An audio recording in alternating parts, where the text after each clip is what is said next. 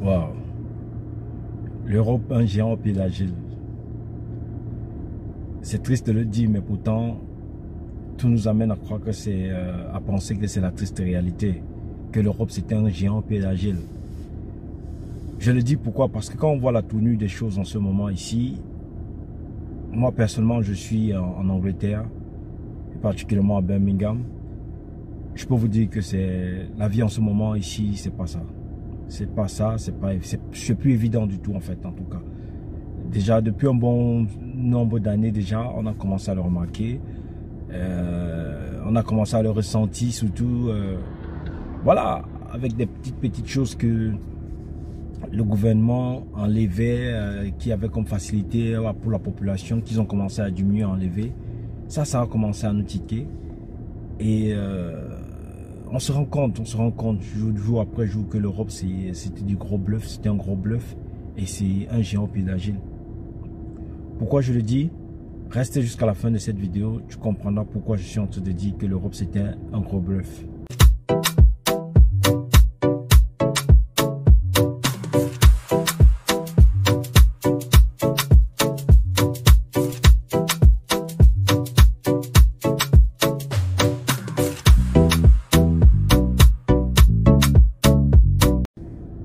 Bonjour à tout le monde, mon nom est Anthony Bercy, jeune entrepreneur africain, propriétaire de la salle de sport SNM Gym basée à Yaoundé, au Cameroun, particulièrement à Biémassi. Ici, nous sommes là pour parler de tout ce qui est business, entrepreneuriat, entreprendre dans tout ce qui est sport, salle de sport, gymnase, complexe et j'en passe.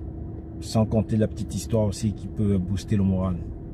Quand je dis ceci, j'aimerais qu'ensemble on essaie de partager sur la situation de l'Europe et particulièrement sur la guerre de l'Ukraine en ce moment. C'est triste de voir à quel point un seul pays, oui j'ai dit un seul pays, prive. Je crois l'Europe c'est combien de pays? C'est environ... mais imaginez qu'un seul pays, qui est la Russie, elle handicape, comme les parieurs de football et les parieurs disent, elle handicape tout un continent qui est le continent européen. C'est triste, mais c'est la vérité. Quand vous pouvez vous imaginer qu'en ce moment, le litre de pétrole, ici en Angleterre, c'est 1,59, ça dépend des stations, 1,76, 78 dans certaines stations. Et le litre de diesel, c'est 1,72, 76, voire 85, ça dépend des stations dans lesquelles vous allez vous ravitailler. Le litre d'huile, pour la petite histoire, je suis allé l'autre jour acheter le litre, comme j'ai l'habitude d'acheter le bidon d'huile, de 5 litres pour la maison, pour la famille. Mais je suis arrivé au shop, un bidon d'huile que j'avais d'habitude d'acheter à 5 pounds, non, à 4,99 £. Je suis arrivé au shop, le bidon d'huile est passé à 11 pounds. Mais vous vous rendez compte, 11 pounds. Donc, le double, on va même dire un peu plus du double. C'est triste. Comment un seul pays, la Russie, est en train d'handicaper toute l'Europe. Même l'Angleterre qui est, entre parenthèses, comme une superpuissance, quand on va comparer l'Angleterre aux autres pays européens, l'Angleterre est largement au-dessus, mais je vous dis qu'on ressent la répercussion de cette guerre, mais jusqu'à dans nos portefeuilles. Oui, tout est en train d'augmenter ici. Pas plus tard que hier, mon grand frère me disait encore que son bailleur est venu chez lui il y a de cela 3-4 jours. Et le bailleur lui a dit qu'il va monter le prix du loyer parce que ce n'est pas seulement lui qui monte le prix du loyer, mais le loyer est en train d'augmenter partout en Angleterre. Vous voyez, le loyer est en train de monter partout en Angleterre. Mais aussi le prix du courant. Mais le prix du courant en ce moment, le courant et le gaz. Mais vous avez l'impression que vous ne mettez pas le gaz, tellement ça aspire le montant que vous mettez chaque mois, chaque semaine dans la petite box que vous rechargez pour avoir le gaz et le courant. Mais c'est impressionnant. L'Europe, une fois de plus, comme je disais, c'est un géant au pied d'argile. C'est pour ça que je demande à la diaspora africaine, que ce soit le Congo, que ce soit la Côte d'Ivoire, que ce soit le Cameroun, que ce soit le Gabon, que ce soit la Guinée, j'en passe. Frères et sœurs, cherchons l'argent vivant et rentrons build. Rentrons développer notre continent. Oui, l'Afrique c'est le futur. Et avec tout ce qui se passe là, on se rend compte de plus en plus que c'est totalement vrai ce que certaines personnes, certains penseurs, certains visionnaires ont eu à nous dire depuis un bon bout déjà que le futur va se passer en Afrique. Ça se voit, frères et sœurs. Je vais aller dans certaines stations et je vais vous montrer. Il y a des stations où c'est complètement fermé, où ils ont 4 pompes, mais vous voyez 2 pompes sont fermées, voire 3 pompes, il n'y a qu'une seule pompe. Mais vous voyez la queue, juste pour mettre le carburant, c'est impressionnant.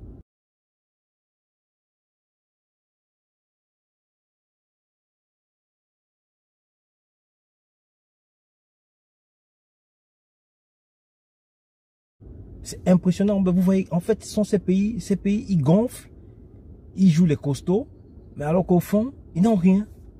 Ils n'ont rien.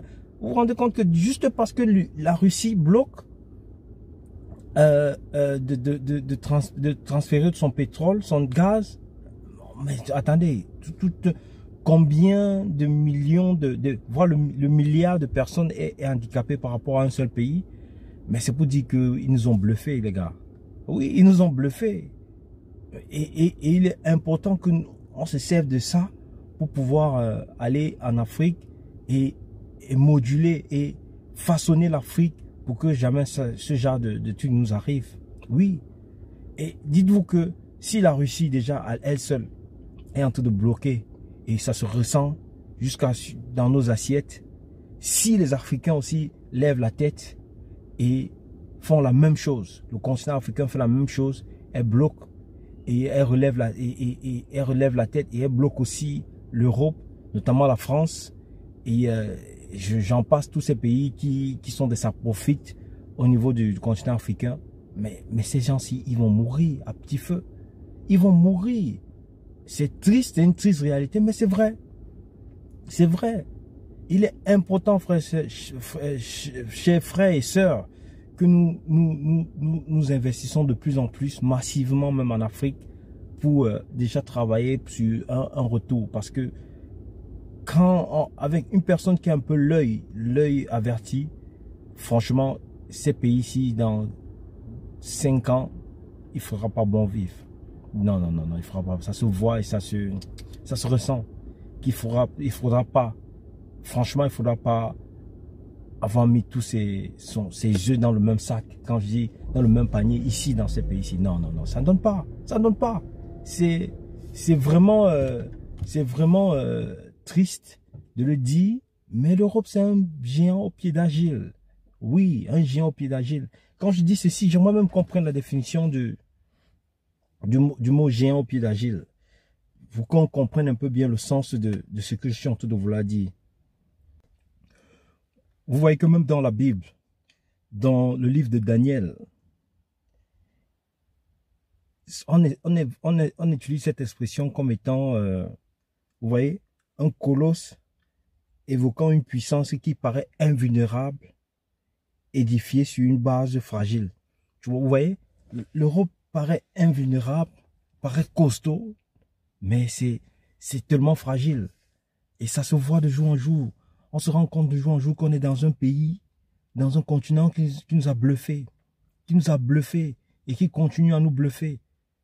Et c'est dommage. C'est même triste parce que certaines personnes ne voient pas ça venir. D'autres même continuent ça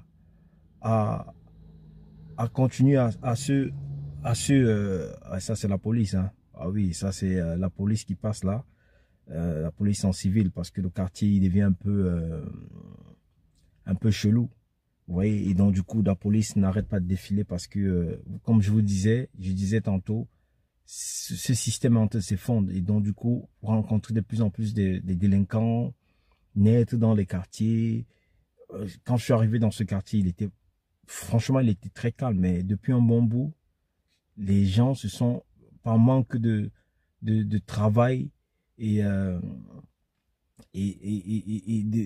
même de rêve. Les gens se lancent de plus en plus dans la vente de drogue. Donc du coup, la police n'arrête pas, n'arrête pas. Depuis que je suis là, assis là, juste avant de commencer mon live et pendant mon live, il y a au moins au moins 5 à 6 voitures de police banalisées qui sont passées là comme ça, à sillonner le quartier. C'est triste, mais c'est la réalité. L'Europe, c'est un géant au pied d'argile. Oui, ça c'est ma phrase. C'est un costaud qui paraît invulnérable, mais qui chute et qui tombe de plus en plus. Moi, tout ceci me pousse à vouloir rentrer encore le plus tôt possible dans mon continent, dans mon Afrique chérie, et pouvoir mettre mes connaissances, mettre mon talent au service de mon continent. Parce que je pense que c'est le temps de l'Afrique, et l'Afrique mérite que ses enfants rentrent pour la relever. Oui, pour la remettre où elle était, pour la chérie. C'est important, frères et sœurs, rentrons chez nous, pensons à rentrer chez nous pour développer notre chez-soi. Parce que ces gens n'aiment pas notre continent mieux que nous, et ils ne feront rien pour que notre continent soit meilleur. Donc, il est important que si nous voulons le changement, si nous voulons que l'Afrique se développe, que nous rentrons chez nous et que nous fassions ce qu'il faut, que chacun à son niveau puisse apporter sa contribution pour que les choses se passent comme il se doit, et que nous soyons à l'aise. Parce que, comme on dit, chacun est à l'aise chez soi. Nous, Africains, nous sommes à l'aise dans notre continent, nous sommes à l'aise dans nos pays, nous sommes à l'aise dans nos quartiers. Oui, ça c'est la réalité. Voilà ce que je vous disais tantôt. Vous voyez, c'est pas moi, je veux montrer. Vous voyez, ce que je vous disais, nous sommes dans un secteur où le vandalisme, le délinquantisme a atteint son apogée. Et vous voyez, il est exactement, si je ne me trompe pas, il est exactement 20h24. Et vous voyez comment la police a bloqué les entrées de cette rue, de cette ruelle. Et c'est la ruelle qui est juste devant chez moi. Voilà, parce que le vandalisme, le banditisme, les ventes de drogue ont vraiment augmenté ici. Et c'est triste. Ça, c'est voilà, une fois de plus, ce que je disais, l'Europe, c'est un géant au pied d'argile, parce que les gens sont de plus en plus tournés vers la vente des stupéfiants, drogue, cocaïne, tout ce qui vous pouvez voilà, tout ce qui est mauvais et nocif pour la santé. Et les gens sont de plus en plus tournés dans la vente de ces produits. Et pourquoi? Parce que la vie devient de plus en plus chère. Les gens ont de moins en moins les moyens pour pouvoir s'offrir ce qu'ils veulent. Et qu'est-ce qu'ils veulent? Ils jumpent. Ils sautent dans tout ce qui est facile, la facilité. Et c'est ça que je décriais. Et quand je vois, ils sont tous fermés, vraiment bloqués, on dirait qu'il y a quelque chose de pas vraiment très clément là-bas. Vous voyez, si vous voyez bien, il y a une bande. Il y a une bande qui se soulève. Donc ça veut dire qu'ils ont mis une bande. Donc comme quoi, personne ne peut passer. Soit peut-être il y a eu un décès, un meurtre, soit il y a eu quelque chose de pas très clair. C'est triste, mais vraiment, bon, je suis arrivé dans ce quartier, ça fait 7 à 8 ans déjà. C'était vraiment très calme. Mais maintenant, ça n'arrête pas de défiler, ça n'arrête pas la voiture de police qui sillonne le quartier chaque jour. Et ça, c'est seulement en face de chez moi. Donc, imaginez-vous des gens d'ailleurs, c'est dans la nuit quand vous dormez, des courses poursuites, la police qui poursuit, un délinquant. En fait, c'est ça, c'est l'Europe. L'Europe est en train de chuter. Et c'est pour ça que j'exhorterai et je demanderai aux frères africains d'ouvrir les yeux et de chercher à construire très vite notre continent pour chercher à rentrer. Parce que tel qu'on voit là, tel que je vois là, demain ne s'annonce pas très très gai dans ces pays. Ce ne sera pas des pays où il faudra être. Ça, je peux le sentir. Dieu m'a donné cet instinct voilà, je peux le sentir et c'est visible, c'est de plus en plus visible que ces pays, ce ne sont pas les pays où il faudra être d'ici demain. Je vais essayer de me rapprocher pour que vous essayiez de voir, pour que vous essayiez de voir de plus près ce que je disais tantôt. Voir si c'est que la police pourra nous laisser avancer. Et même comme je sais que ça sera pas possible, mais bon, on va voir ce que ça va donner. La route elle est complètement bloquée mais bon, en tant qu'enquêteur, on va voir ce que ça va donner. La police elle a bloqué là-bas, oui, c'est bloqué et on va essayer de voir. On va se rapprocher le plus proche possible de la zone. Je sais pas, du crime ou bien je sais pas, d'une perquisition de drogue et autres, de tout ce qui va avec. On va essayer de se rapprocher, mais ça a l'air pas bon du tout. Ça sent pas bon du tout. Ouais, ça sent pas bon du tout. Je sais pas si c'est ça. C'est ça. Ah oui, vous voyez comment la police a bloqué complètement la zone. Donc je vais essayer de tourner. Parce que voilà, il ne faut pas aussi se faire repérer. Il ne faut pas se faire repérer. C'est triste, mais c'est la réalité. C'est l'Europe. C'est le continent. C'est ce continent qui nous a fait croire qu'il était...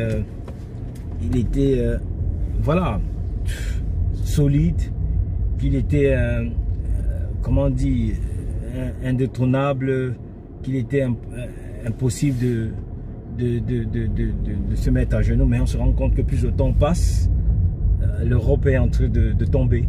Ah oui, ça c'est le live, ça c'est la réalité. Merci, c'était Antonin Bercy, ciao ciao.